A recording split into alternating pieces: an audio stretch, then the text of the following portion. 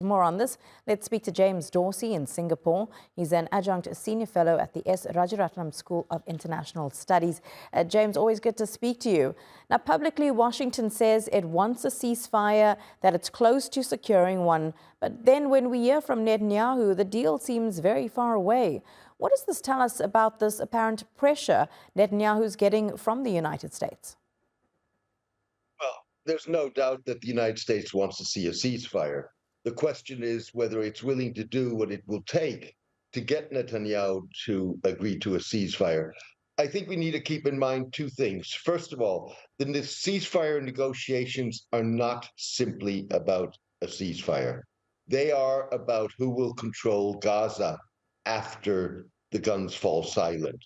There's no plan in place for an administration of Gaza once the war ends. And Netanyahu clearly wants to keep control, at least security control, of the Strip. The second issue is that the negotiations are essentially follow a principle that Henry Kissinger applied 50 years ago, which was you try to resolve the smaller, more easier issues first in the hope, often false hope, that that will make solving the more complex issues easier. And the second issue in the ceasefire negotiations is that the United States is not willing so far to put its money where its mouth is. With other words, you have the protests in Israel that do apply pressure on Netanyahu, but not enough pressure to force him to change course or resign. And it's going to be that combination of U.S. pressure and domestic pressure that would force Netanyahu's hand, but that's not coming together.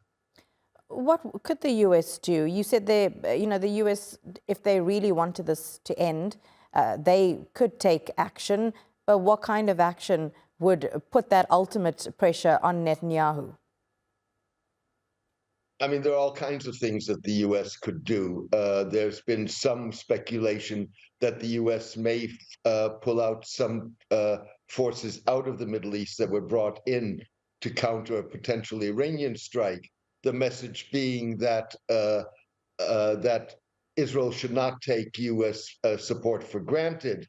There are steps that the United States could do, like what Britain did, in terms of a partial suspension of arms sales, which really, if even if it were minor, would have a tremendous impact because it would really send a message.